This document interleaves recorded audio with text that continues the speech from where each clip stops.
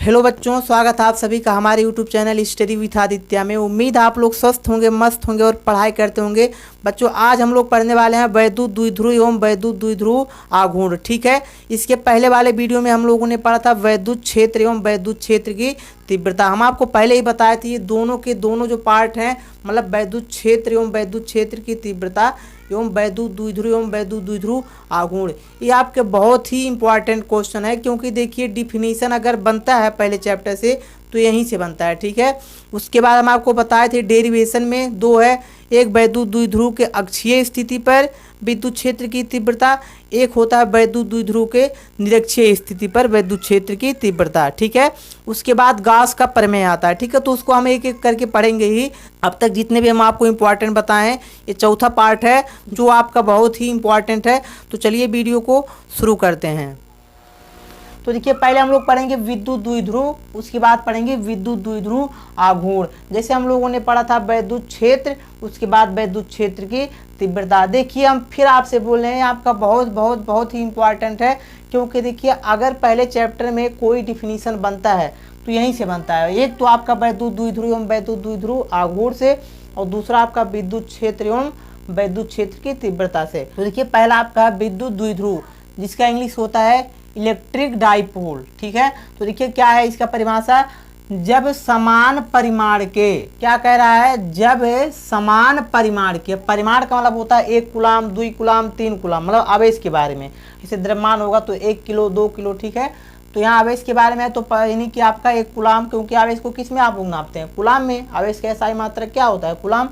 तो कह रहा है जब समान परिमाण के, मतलब समान परिमाण हो, अगर वो 1 है तो ये भी 1 है। ठीक है, जब समान परिमाण के दो विपरीत आवेश, ठीक है। अब देखिए, विपरीत का मतलब होता है अपोजिट, मतलब उल्टा।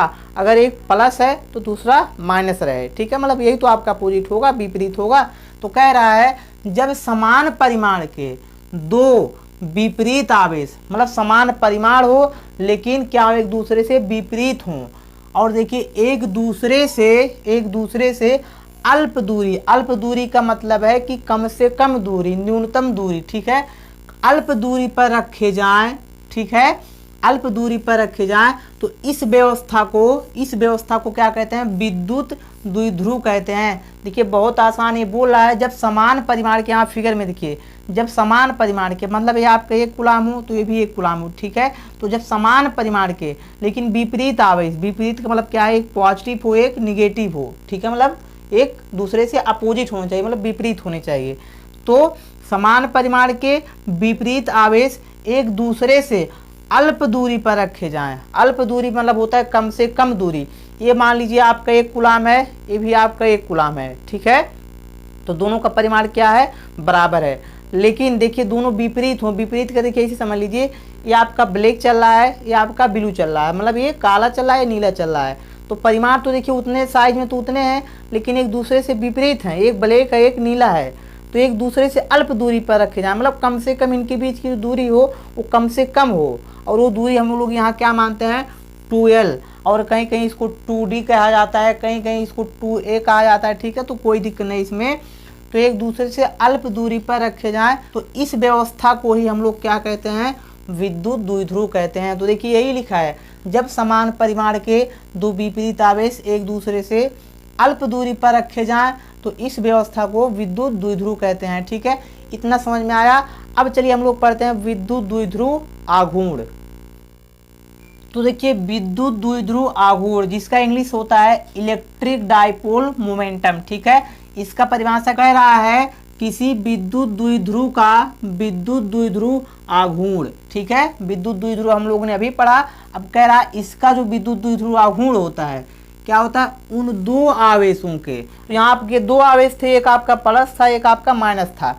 ठीक है, तो उन 2 आवेशों में से किसी एक का, दोनों आवेशों में से किसी एक आवेश का परिमाण, मतलब दोनों आवेशों में से किसी एक आवेश को उठा लीजिए, उसके परिमाण को रख दीजिए। ठीक है, तो एक आवेश का परिमाण तथा उनके बीच के दूरी के, अब दूरी आपका क्या है, अल्पतम दूरी है, उनके बीच के दूरी के गुणनफल के बराबर होती है।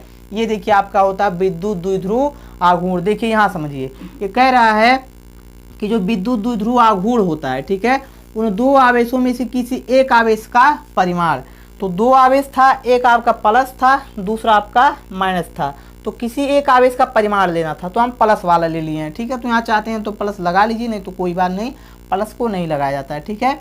तो किसी एक आवेश को हम उठा लिए हैं तो रख दिए हैं, कह रहा है किसी एक आवेश का, तो एक आवेश का, अब कह रहा है परिमाण तथा उनके बीच की दूरी के, अब उनके बीच की दूरी क्या है, 2l ही है, तो 2l, ठीक है, उनके बीच के दूरी के गुणनफल के बराबर होती है। देखिए कितना आसान है, मतलब कि विद्युत द्विध्रुव आघूर्ण बराबर होता है, किसके बराबर होगा, उन दो आवेशों में से किसी एक आवेश के परिमाण एवं उनके बीच के अल्पतम दूरी के गुणनफल के, ठीक है। ऐसे भी ठीक है कि किसी वैद्युत द्विध्रुव का वैद्युत द्विध्रुव आघूर्ण जो होता है, यानी P, क्योंकि इसको P से लिखते हैं, देखिए यहाँ लिखा था, इसे P से लिखते हैं, प्रदर्शित करते हैं, ठीक है।